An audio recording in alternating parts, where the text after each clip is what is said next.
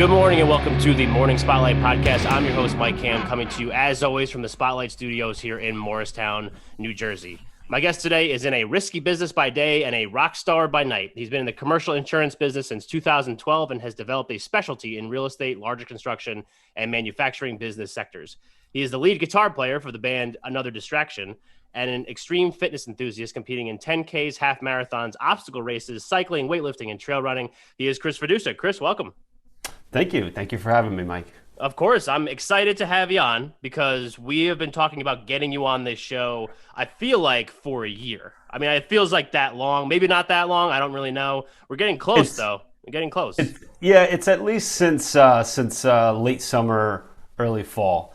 And I guess my problem is I was excited to do something like this with you, but hesitant because I get too worried about being organized. Like, should I have like a list of things to talk about? Should I bring some questions? Should I present him with some questions to use with me? And I'm like, why am I going through all this? Like I'm overthinking it. Just come out, talk, and see where it goes. Right. Well, hopefully you're in good hands. And like that was obviously one of the things that I really wanted to do at the beginning was make it very organized. Like I would have, like the first iteration of the show, pre-written questions. Then we would do like a Google Docs, and that was like a whole to do because I needed like the guest to actually fill stuff out for me, which was sometimes just never going to happen. And then eventually I was just like, the hell with it. Like we're just going to roll. And you and I have we've known each other we were talking about this last night at a networking event that we're a networking group that we're a part of. We've known each other for a while, like a few years now, I think. Yeah. It's at least, I want to say it's at least 4 years. Yeah. Yeah. Like you were one of like my first ever connections, I guess. And finally, here we are, like having like a really deep conversation. So no, I'm excited. I mean, like the blue background for anybody listening, Chris's background is blue. It's like a Smurf village. But it's a little distracting, but we're gonna push through it. I'm a professional. Gosh darn it. I'm a professional. Yeah, so this is my new house, and it was supposed to be office, the blue color that you have in the office environment, and we went a little too blue, and I'm like, oh man, I should have gone a little more grayish. It's like you're underwater. Yeah. Oh god, super bright, and people walk in and they're like, wow, this is very blue, and I'm like, yeah, thanks. I'm gonna make sure I do like a clip on IG, and it's just gonna be like you with your blue background, just like maybe even just a picture, and just do like, is this too much blue or not enough blue? Like we'll do like that little sliding thing on Instagram.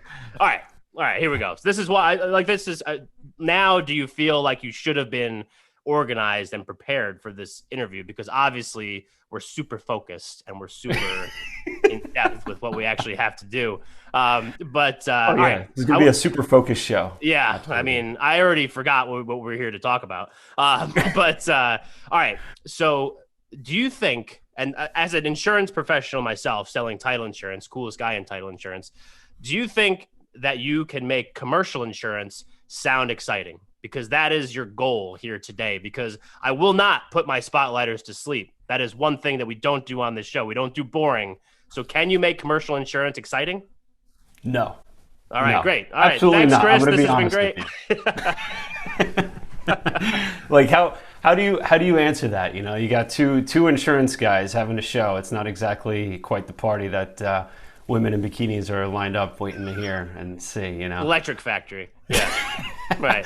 But yeah, let's hear about it. Let's talk about it because you're a cool guy, and we're gonna get into all the cool things that you do. But let's hammer the actual sustenance of what you came here to talk about with the commercial insurance. So, what exactly is that? I mean, I know, but for our listeners, they don't know. So, explain it to them.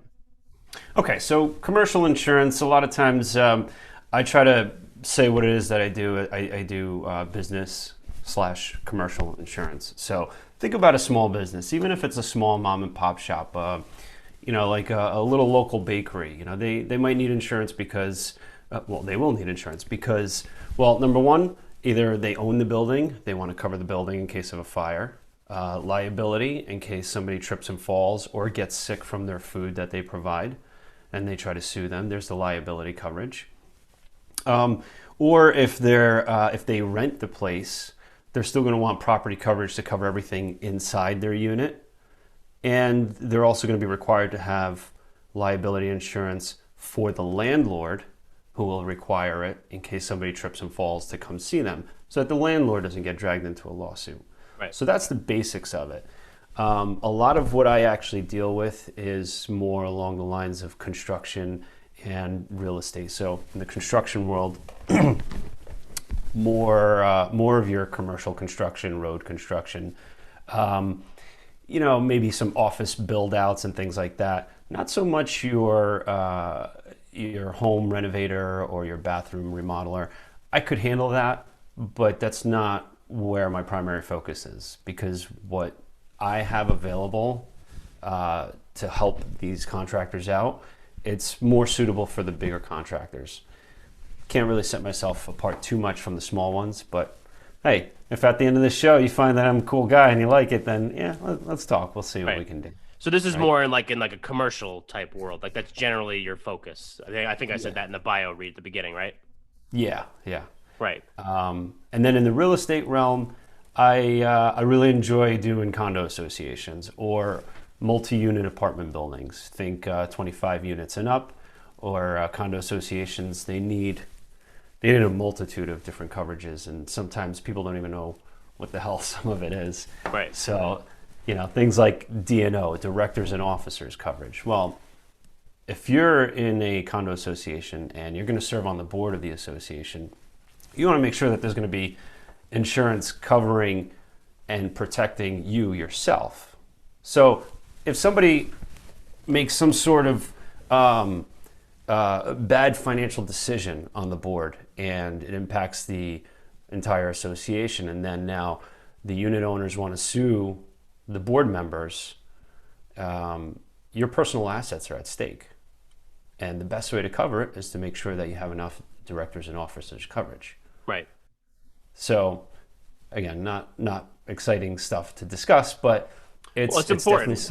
It's important. Yeah, it's important to know that's the thing too. Like, and I always say, like, from a title insurance standpoint, and we're, it's different kinds of insurance, but insurance is never exciting. It's never sexy, so it's just something that you have to, you need to know what you're doing, and you need to bring something to the table and be able to communicate why it's important. So before we do that, I do want to know, how does one, because you've been in commercial insurance since 2012, right? Right. So how does one get themselves involved? Do you is it every little boy's dream growing up to be I want to be a commercial insurance salesperson? Because it wasn't my dream, but here I am, and I'm doing it, and I'm loving it. But let's hear yours. Yeah, when I was 10 years old, I was like, Mom, when I grow up, I want to be an insurance agent. No, she was probably pumped. Yeah. It's definitely one of those things that you just fall into. Everybody I talk to in the industry, I kind of just fell into it. And how did I fall into it? Well, interesting story. I was going on a business venture with a best friend of mine, and it had absolutely nothing to do with insurance whatsoever. Matter of fact, it had to do with something in the fitness industry. And then we were trying to market this thing, and we were trying to go out and meet different people. We went to different events. And one of the partners, he was the kind of guy who was all over the place. In the middle of working on this business venture, he was coming in with a proposal of another business venture. I'm like, can we just do one thing at a time, please? And one thing led to another. He met the owner of the first agency that I worked for, and he convinced my partner to take all the business efforts, everything, all the funds and everything, and put it into opening up a branch of his agency in another town. So that's what we did. So he was like, oh, we're going to make so much money. I'm like, all right, cool, let's do it. At the time, I was just working as for the parking authority. I was a meter maid. I was really trying to get into law enforcement, but that passion faded. Right. So I was looking for a way out. I was going to take anything. And when this came along, I'm like, all right, insurance, yeah, I guess there's money to be made there. People need insurance. Let me see how I can help people out. I got into it, and I had no idea what the hell I was doing or what I was getting myself into. So that's why I say I kind of just fell into it. Somebody proposed it to me. I said, why not? Let's give it a try. And the numbers made sense. It was like, okay, we can make a lot of money doing this, but where do you start? Right. And I had no type of guidance whatsoever. I had the worst start that anybody could ever have in the insurance industry. So moving forward, after a while, I would say about 6 months in, we knew that we were going to be making in money having this office, and we decided to close that down. We just moved into the headquarters office, which was in Florham Park, and from there, my partner was like, "I can't do this. I'm not making any money. I got to go find something else." He quit. So I'm like, "All right, no problem. I'm going to ride this out." And then here I am 9 years later. I'm like, okay, this is going well for me. I'm enjoying it. Right. Yeah. So I guess one of the questions, so for me, I've learned to enjoy my job, and I could speak on title insurance and all that kind of stuff, but I enjoy like what my job allows me to do. And it allows me to network a lot. It allows me to get out there, allows me to meet people, which are all things that I enjoy. Like that's literally my job, is to meet as many possible people as I possibly can and get them to send me work. Like that's it. So is that something similar, or are you more, because I'm not necessarily intricately involved in the putting together of a policy, but is that something that you do? Like you're networking and putting together policies, or you're just the networking side? Both. Both. Both. And just like you said, the reason why I really started loving it was because of the networking aspect. I love going out, meeting new people, connecting with different people, helping out other people helping me out, and just always being out there. And I'm a very social person, and I just love meeting people. Right. And anybody I could help, I help. Whether it has to do with insurance or not, I want to help people. And this was a good outlet. This was a good introduction to doing that.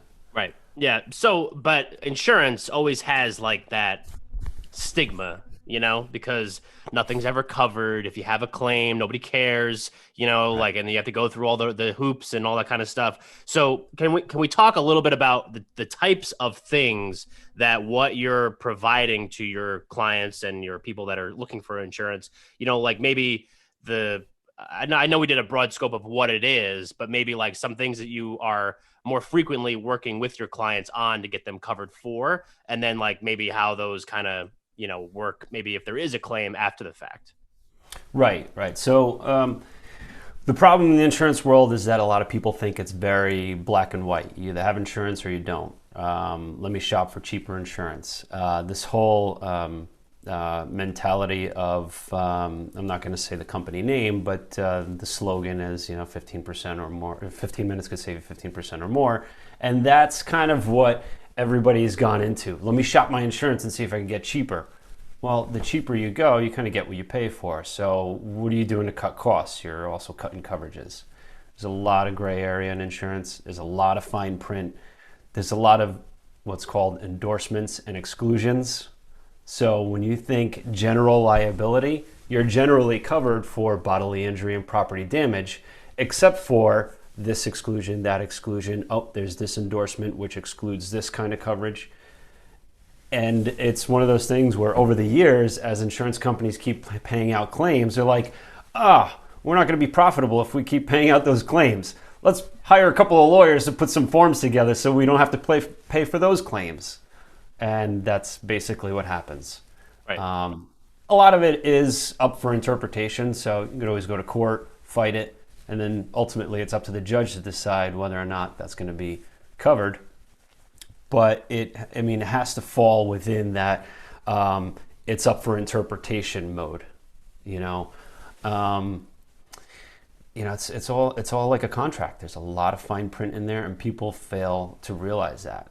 And here, I'll give you a perfect example. I recently did it was an apartment complex, and they were looking at the insurance coverage from the prior owner. So they were just buying this building, and here I am coming up with a proposal, and they're like, whoa, this is like about $10,000 more than what they were paying. So they were paying somewhere in the ballpark of like $15,000, and I'm coming in with $24,000. And then I go and I look at the policy, and they have maybe 50% of the coverage that they need for the building. So the building burns down, they're not going to get all the money they need. Even if that building sustains some damage, they're going to end up putting a lot of money out of pocket. I don't know if you're familiar with deductibles and such, but I can get more into detail about all that stuff, but I don't want to bore everybody with the details right now. However, you could be put in a position where you're putting a lot of money out of your own pocket before the insurance company is actually going to pick it up. So were you paying less? Yeah. Maybe you're paying $5,000, $10,000 less. However, you have a claim, you're going to be out of luck about $100,000, $200,000. Right. Well, sounds like a better deal, you know? So Yeah. that number one. Another thing, this is major, especially for real estate. I don't know if you've ever heard of the term total pollution exclusion. No. You probably never have. Insureds probably never have. Building owners, they probably never even heard of it. They don't know to look out for that stuff, but the agent should know to look out for that stuff. If there's a pollution exclusion, you're thinking, well, I own a building. What kind of pollution do I have to deal with? Here's a perfect example. If you have gas heating and there's a carbon monoxide leak and some tenants get sick or die, if you have a pollution exclusion, you're screwed. You have no coverage whatsoever. And a good example of that, I don't know what the details of it were, if they had the coverage or not, but this actually happened in one of the studios that we rehearse at. Years ago, they had a carbon monoxide leak. 2 people died in the studio. I don't know if they were there sleeping or if they were recording some music and they got tired and just took a nap or what. But all the other bands, they came running out. They were having headaches and everybody was experiencing nausea and whatever. They found that there was a carbon monoxide leak and 2 people died from it. I don't know if they had coverage or not, but if they have that total pollution exclusion, they were screwed. You know, so these are some of the little things to look out for. Always ask your agent, you know, are there any major exclusions I should look out for in this policy, in this proposal? And that's how you could kind of avoid making sure that you're not losing coverage, you're not missing coverage. When it comes time to put in a claim, you know that you're going to be covered, rather than, oh crap, you know, I'm paying all this money for insurance and they're not covering anything. Right.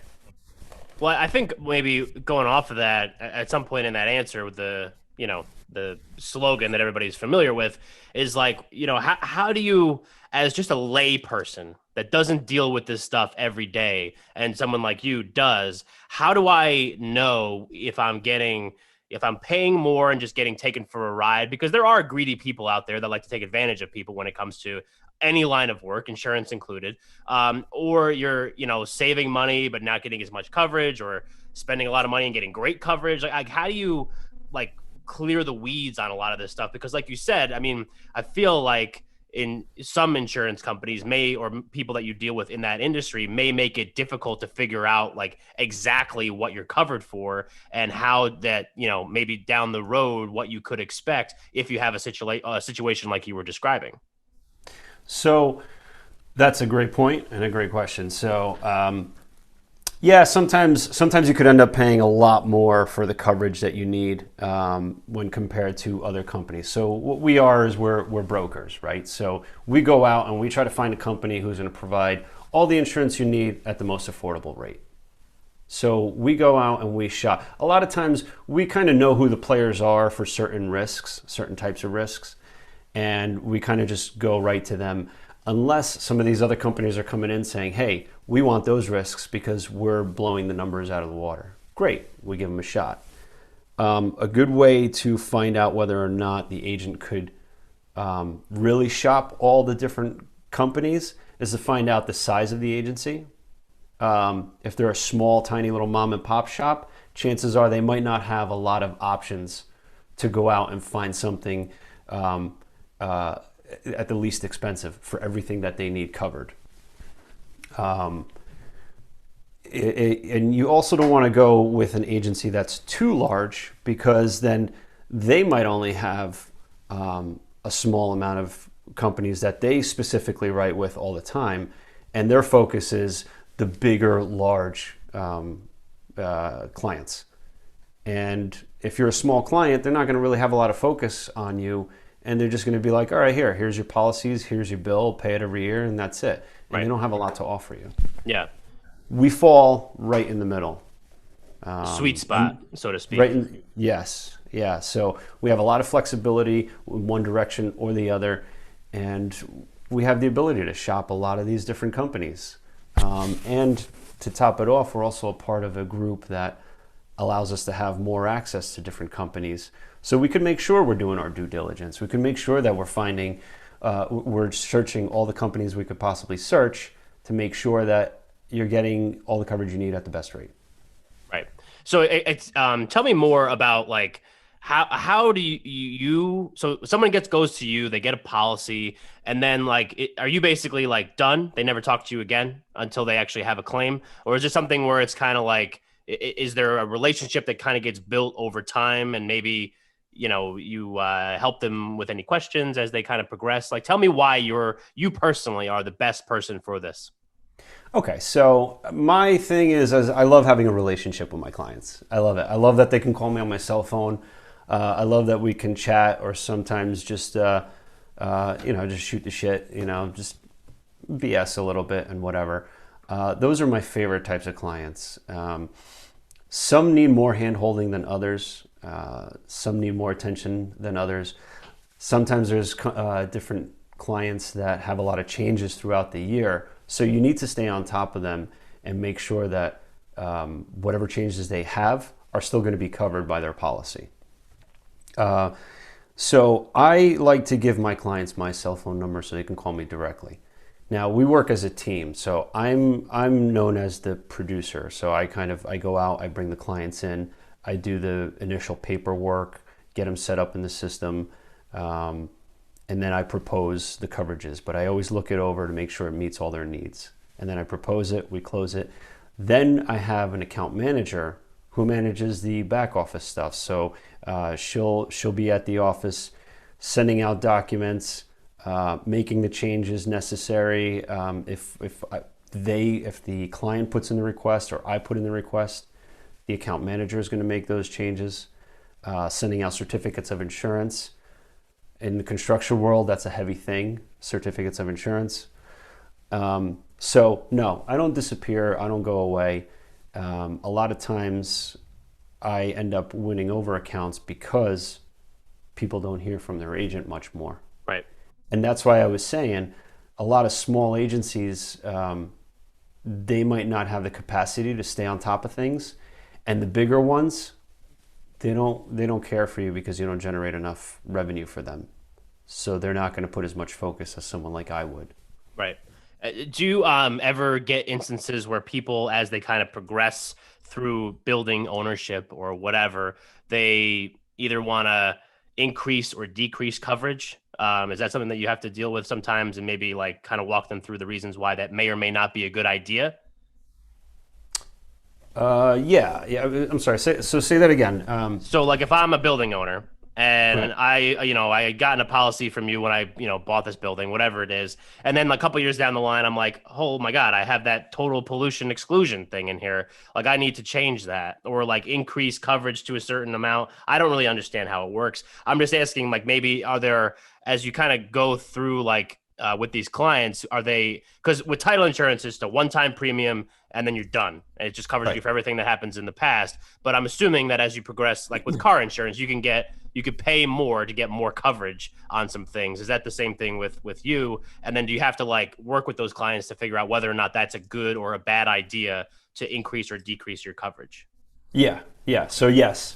Yeah. I mean, there are times, especially as a building owner, sometimes years go by and the coverage on the building itself never really increased. So we need to reassess that. There are times that the policy will have something where there's inflation protection. It'll automatically increase the value of the property every year. Sometimes it goes too high. Sometimes it doesn't go high enough.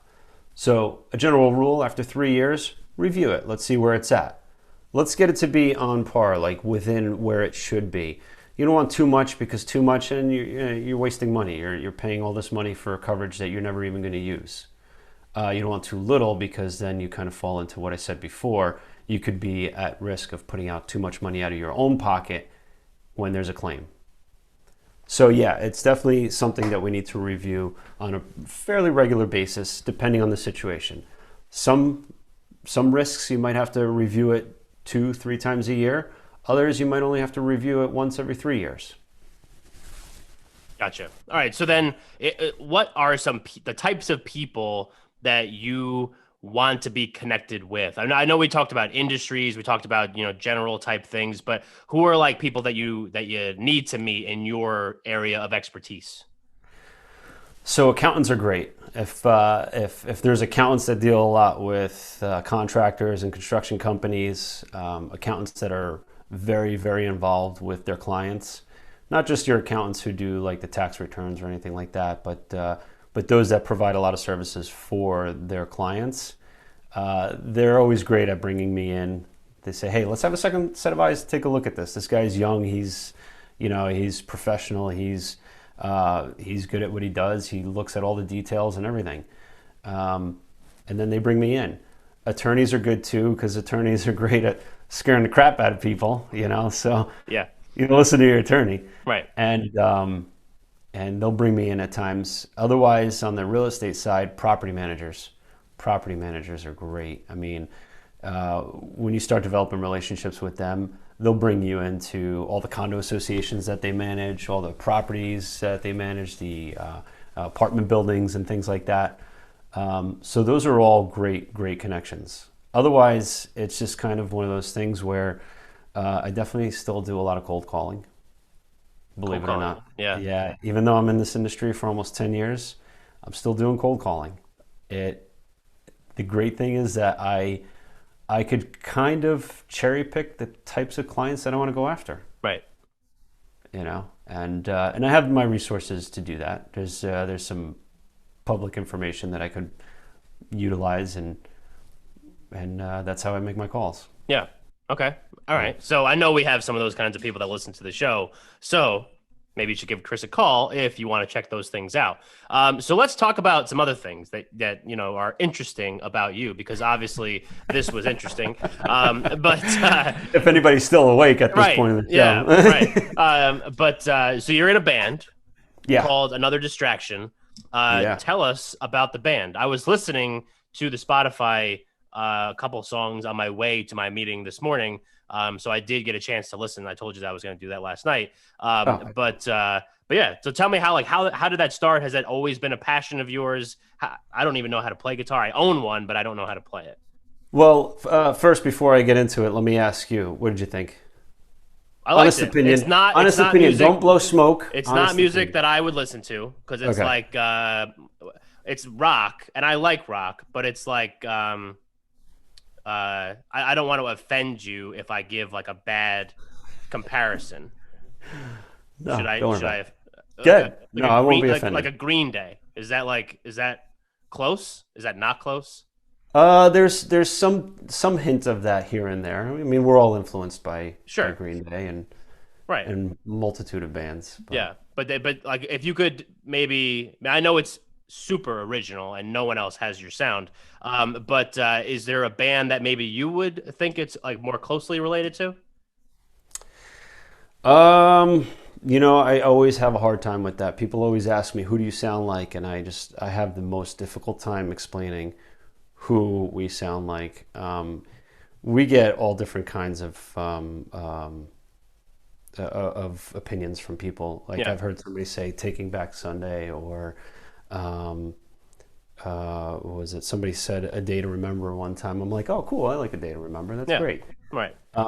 But the thing is that we all listen to all this music, all these different bands, and we're just very influenced by it. And the way we write our music is everybody throws in a piece. Okay. So originally there were 5 members in the band, and everybody just kind of like, one person comes up with like a guitar riff, and then the other person feeds off of it, and then the drummer goes, and then the bass player goes, and then everybody gives each other suggestions. And before you know it, it's just a combination of basically all our personality put onto the record. Yeah. You know what I think is the coolest part about like, and like I'm not trying to blow smoke, but I've had musicians that are successful musicians on this podcast. The day that this is recording, my episode with Jericho Rose will have posted. I've had Marty Ray on the show. Manny Cabo, who got a 4-chair turn on The Voice, that episode will have posted before this one. But I just think it's cool that I've known you for this long. I did not know about the band thing until very recently. I did not know that you were a musician. And then I just think it's cool that like I'm listening to your stuff on Spotify, and it's like, like I said to you last night at the bar, I said, look, you have like 2,600 listens to like this one song. I think that's really cool. So I think that even though it's not music that I would necessarily put on my driving playlist, I just think it's cool that I could like pick up Spotify, go to another distraction. Did I say that? Another distraction, and then I just want to make sure I didn't say the right band. But and then just listen to you shred on guitar. That's what I think is the coolest thing about it. Yeah, it's it's fun. And to answer your question before, how it all started, back in high school we had a band and it was fun, and we really didn't have much to work with. We always wanted to do original stuff, and then it's fun to get together and play covers. But I want to say about it was like 11 years ago. It's a little over 10 years ago. My best friend calls me up. He's like, "Hey." He was in a bad place. He was pretty down. He was having a hard time with his business and bad breakup and stuff like that. And I was kind of like in a crappy place too. Like here I am stuck working at the parking authority. Ooh, big deal. And what am I gonna do with my life?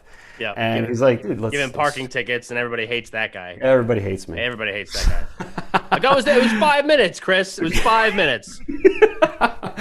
Yeah. Tell me something original. So. Actually, a funny thing with that was that there were certain people that I would let go depending on how they came to me. One woman had such a great outlook on the day. She comes running out of 7-Eleven, and she's like, "Oh, am I too late?" I'm like, "Yeah." She's like, "Oh, that's all right. It's Friday." I'm like, "You know what? It is. Go, get out of here. I'll take care of this." Nice. I took care of the ticket. There you go. Yeah, so you got to make some people's day sometimes. Right. Exactly. Anyway. So that was the only time I could get enjoyment, is if I'm taking care of somebody else's tickets. Right. So my friend calls me up and he's like, "Dude, let's just get together and jam. I don't know, let's just do a cover band or something." And then all of a sudden, all this original stuff just started spewing out of us, and I'm like, "Oh, this is cool. Let's just write new music. Let's do it." So we had some members come in and out. They were all close friends. But then I would say by 2010, end of 2010, 2011, we started having a real solid foundation. But we had this one singer. He was great, but then he ended up moving to Turkey. And then our bass player was having issues with life, and he was like, "I got to take a break." And then I made this career change, and I'm making no money. The band is falling apart. I'm moving back in with my parents, and I'm like, what the hell is going on with my life right now? And I think at the time I was about 29 years old. I'm like, what am I doing with my life?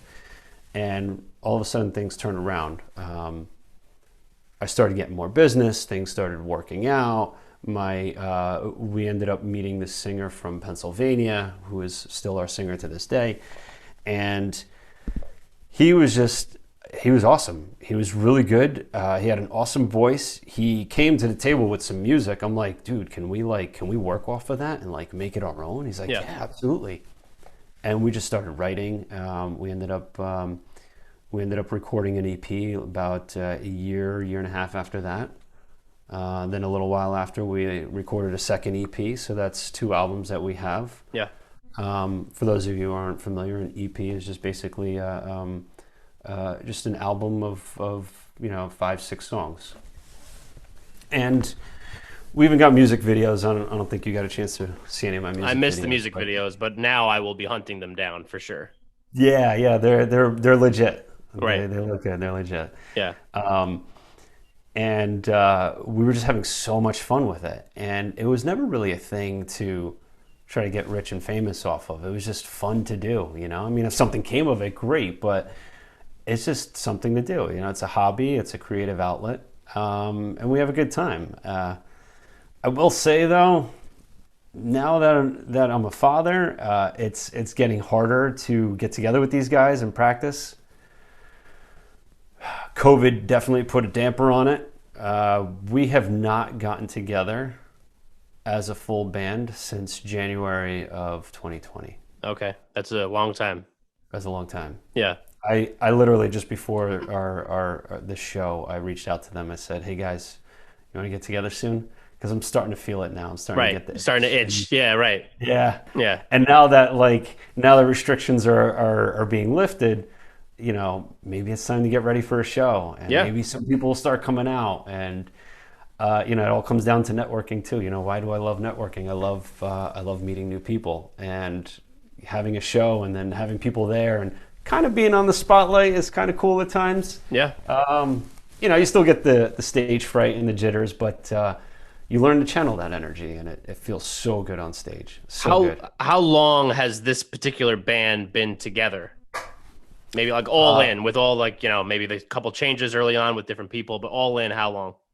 All in about 9-10 years now. Okay. So this has been a long running thing. Yeah. Yeah. Yeah. That's pretty cool. Was this Yeah. have you I'm assuming you had played guitar prior to joining a band. You didn't just be like, hey, your friend was, let's jam. And you're like, hey, I'll learn how to play guitar. So this has always been a passion, I guess, of your, maybe like a hobby, whatever you want to call it, of yours over the course of your life.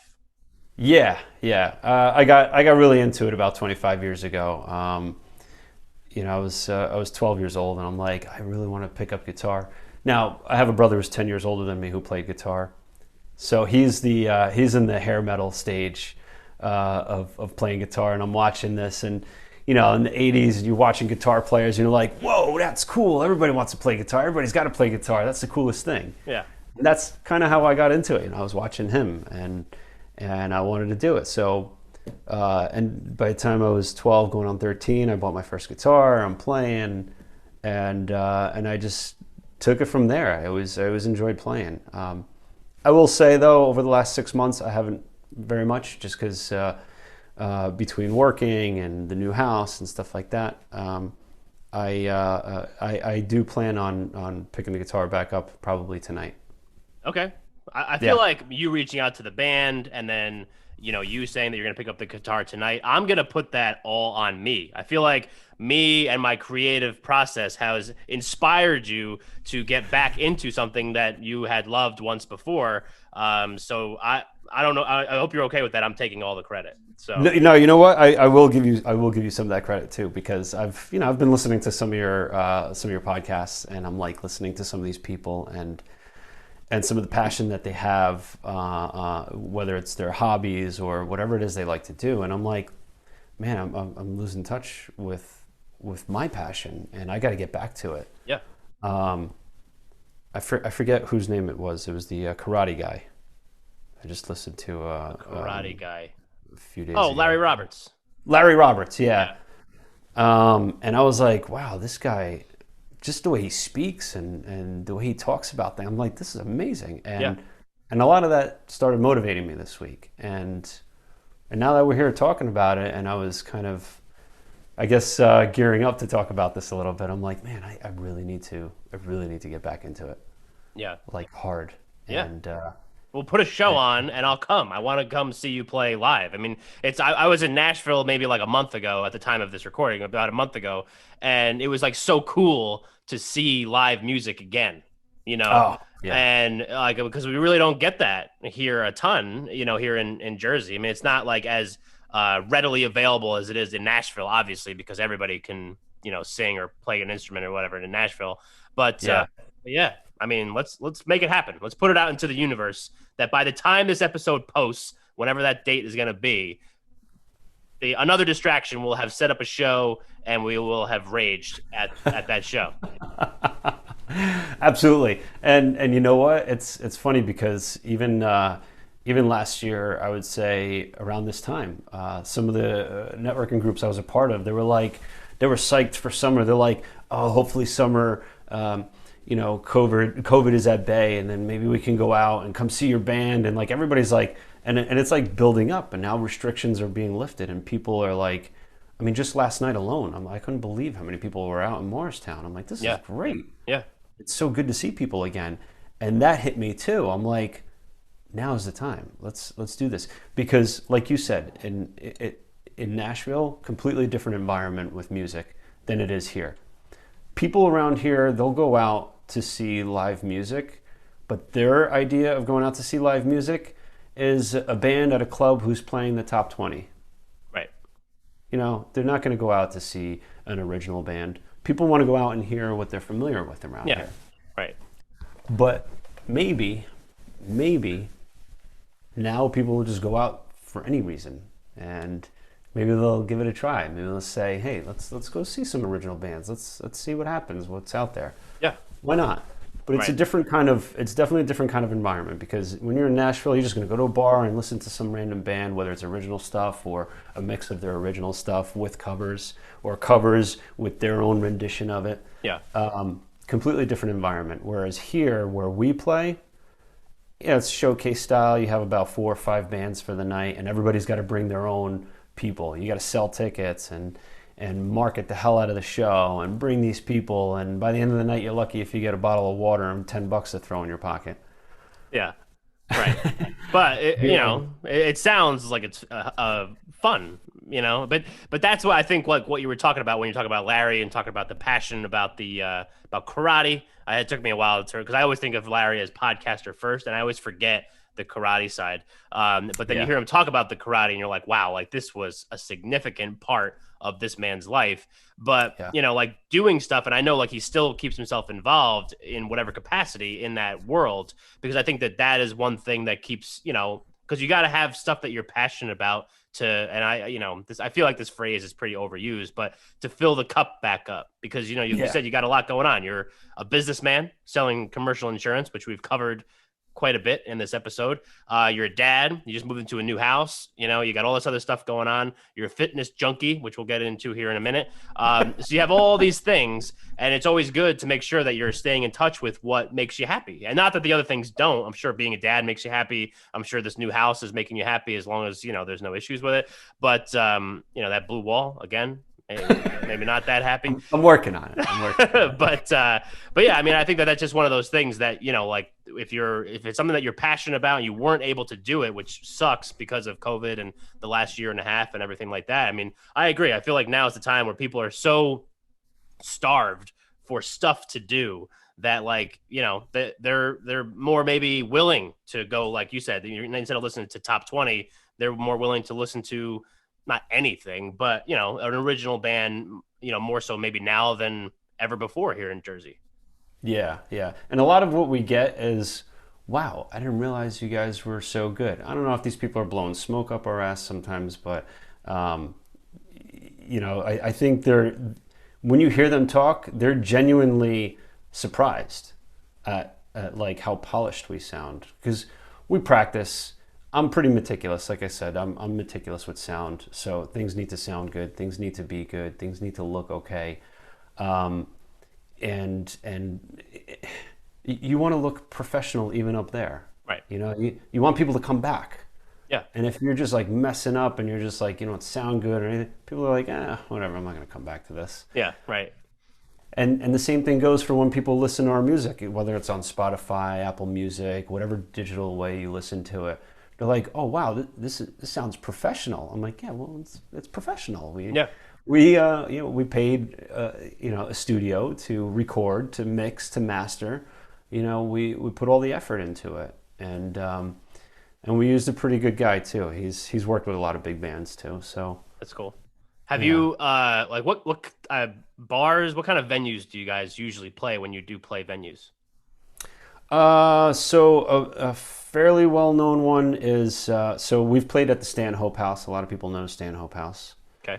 I'm not sure what's going on there. They've been suffering through COVID pretty badly, or they've been making it well-known at least. There's a place in Teaneck that used to be called Mexicali Live. Now it's called, what the hell is it called now? I forgot. It slipped my mind, but it'll come to me. Yeah. They're not very well known venues. They're small places. We played at Starland Ballroom one time. That's cool. But Was it the It was, coolest venue that you've played at? yeah, it was definitely one of the, well, actually, it was definitely one of the biggest venues we Yeah. played at. Um, it was more of like a battle of the bands style, Okay. so there wasn't a lot of people there. Right. Um, uh, there's places in Clifton. There was this place, Clash Bar. They shut down. Actually, he shut down. He sold the place before COVID, so he got lucky. Um, Yeah. what else is there oh man, all these places are slipping my mind. That's how Well, out it's of because touch it's I've been been. too long, Chris. We got to get you back Yeah, on it's been too stage. long. Yeah. Yeah, I got to get back on stage. But they're Absolutely. all like smaller venues that Yeah. people don't really know of unless somebody's invited to it. Gotcha. Gotcha. All right. Well, we'll put it out there. We'll broadcast it out when the flyers come out. We'll we'll put it out to the spotlighters and we'll get some of them out there. Even if it's just me, you got a fan. So there you go. Yeah. So talk to me about the fitness stuff because I didn't. I mean, I knew that you were a fitness guy, but I didn't know that you did like this level of fitness, like marathons and or half marathons and what do you call those? The obstacle Obstacle course. races Yeah. and Like yeah. talk to me about that kind of stuff. Like why? So I've always I've always been into fitness, and in high school I got into lifting, and I was just all about lifting, and I never liked doing anything cardio related. I don't know what it was about cardio, but I just hated it. Maybe I just didn't have the agility or the ability to keep running or something like that. But as I got older, I started to learn a little bit more, and I was influenced by something and someone, and I was like, you know what? Let me try something here. Let me change my diet a little bit. Maybe I'll stop eating meat and see how I feel. And it was incredible. I ran like I never ran before, and after that, I was like, oh, I get it now, and I figured that was my thing. I think not that I want to preach about becoming vegetarian or anything, but for me it worked. Yeah. I mean, I know that there's athletes out there that are way better than I am that still eat meat. That's fine. Right. Do Right. what works for you.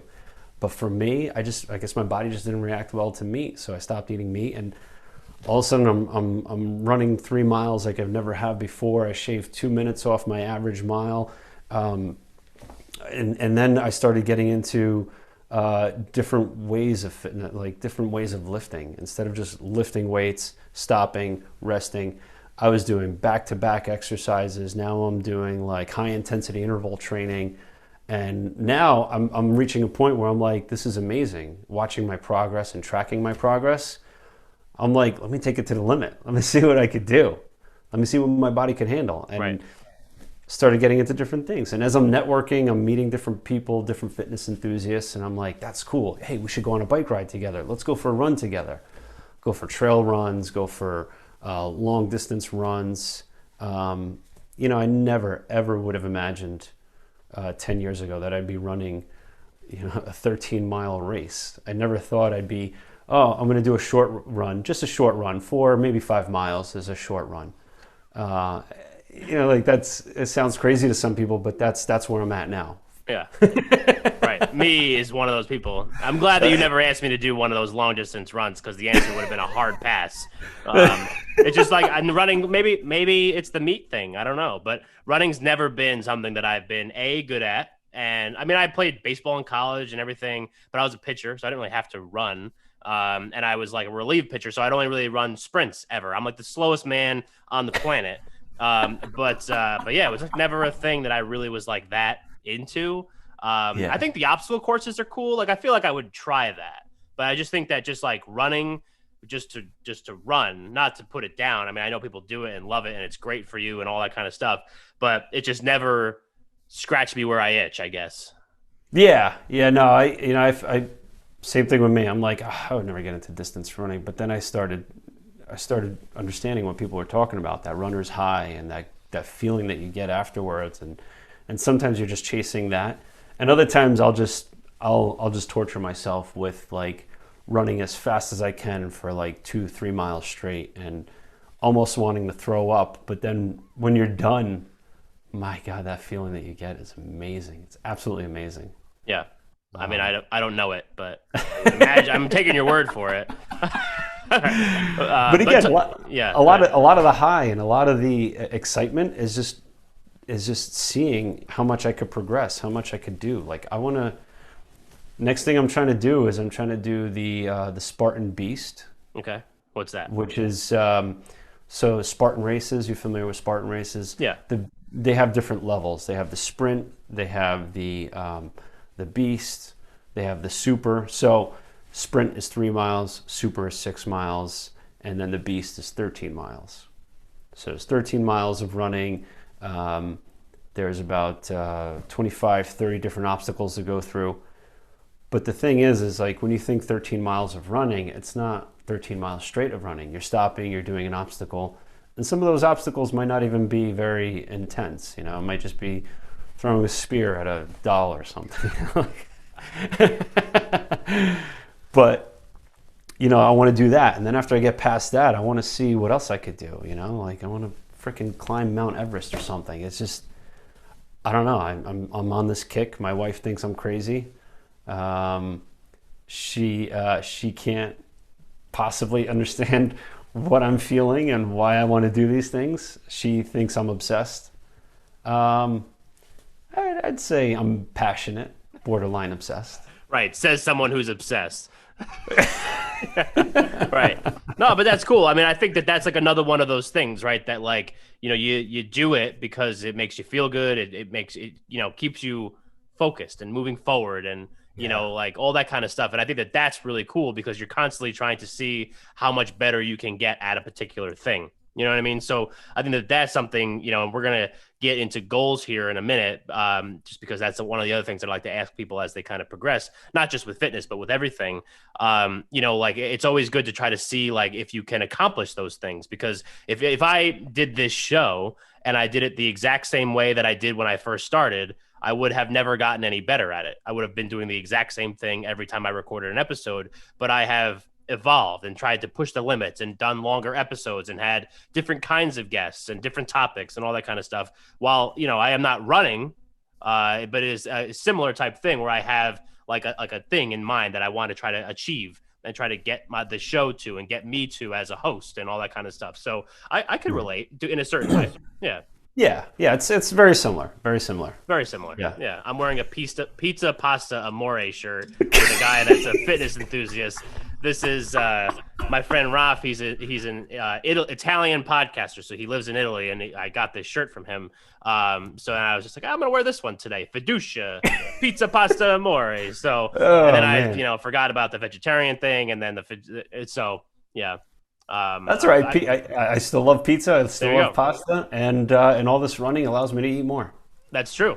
I don't let the not running stop me from eating more, but we'll talk about that. We'll do like a slow walk through the woods one day. Like a nice easy fitness thing, because then Yeah, nice easy hike. Yeah, I'm down with yeah. that. I'm a big hiker. I like hiking. I like seeing All right. nature. We were in Franklin Lakes a couple months ago. Saw a bear. Bear walked right in front of us.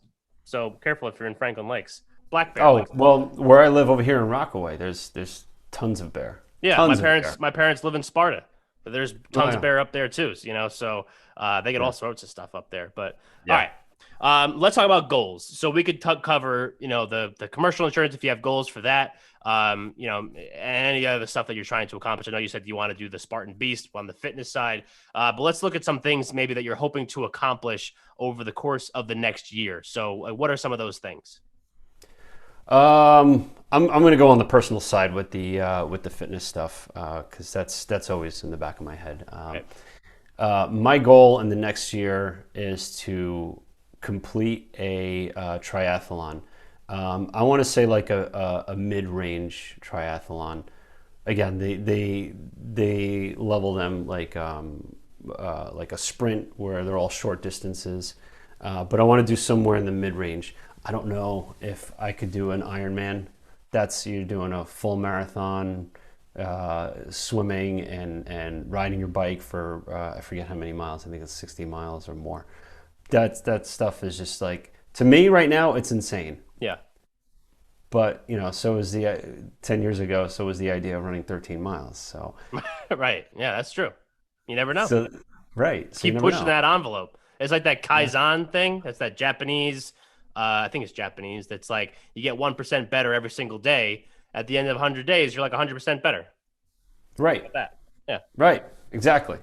So that's kind of what I'm working at. I Yeah. really want to be able to complete like a nice mid-range triathlon. Um, Not even for time, just complete it. If I get a good time, great. But I'm not even in the mindset of time. I just want to complete one. Right. Okay. That's cool. So that's Uh, that's my major goal right now. awesome. Did you ever hear the guy, the Iron Cowboy? You know who that is? Sounds familiar, He but like completed, or I mean, he might even be doing it right now, but you should look him up because I saw him on Clubhouse one time and they were talking about him. He was doing an Iron Man every day for like a month straight. So Iron Cowboy, oh, jot that holy down. crap! Go All look him right, up because I feel like that would be like right up your alley. So, yeah, I'm definitely gonna check that out. yeah, I'm pretty sure that's what it was. I'm pretty sure it was Iron Man for like a month straight because he had done it. He's doing it to like raise money for charity, and he had done it in the past, and it was like an Iron Man for like 2 weeks straight. Now he's doing an Iron Man for a month straight or something like that. I feel like that would be something that you would be into and definitely want to Yeah. check out. So, all right, so let's move the show into our closing segment, which we call Under the Spotlight. So, the Spotlighters, which is what I call the Spotlight listeners, have been listening to Mike Ham and Chris Fiduccia talk about commercial insurance, rocking out, and fitness for the last. Oh, we've been talking for almost an hour on here. I don't know if Yeah. you were aware. This always happens. I always like look away from the clock at the beginning, and then I look back at the clock, and I'm like, "Oh my god!" I told them 45 minutes, and here we are. And I showed up late to the recording. It's just very professional, as you can tell. But what would be one thing that you would want the Spotlighters to walk away from this episode with? So you are under the spotlight. Okay, so in the insurance world, what I want everybody to walk away with is try not to focus so much on just the pricing of the insurance. Find out what it is you're getting. Find out what your agent and your agency is able to provide. Different agencies are able to provide a multitude of different services. Some are very basic. Some offer more than others. Look to see and kind of interview your agent a little bit and see what they have to offer. Not only that, try not to shop every year. It's not very beneficial to do that. A lot of times you find people who are like, oh, I'm going to shop it every year and make sure I'm always getting the best rate. Sometimes when you're with the same company for a while, your agent is able to negotiate better rates.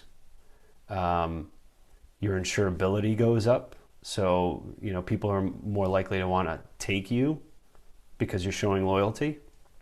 And especially if you're shopping around, you find a lot of people who are they get into the world of doing bids. Oh, we're putting our insurance out for bids. So we're having different agents shop it for us. That's one of the worst things you could do because now they all go into the same pool. They all go to the same companies to shop for different rates and the coverages that you need. Some have more than others, I will say that. But that's where you have to do your due diligence, is find out if they're the right size for you and they have more resources for you.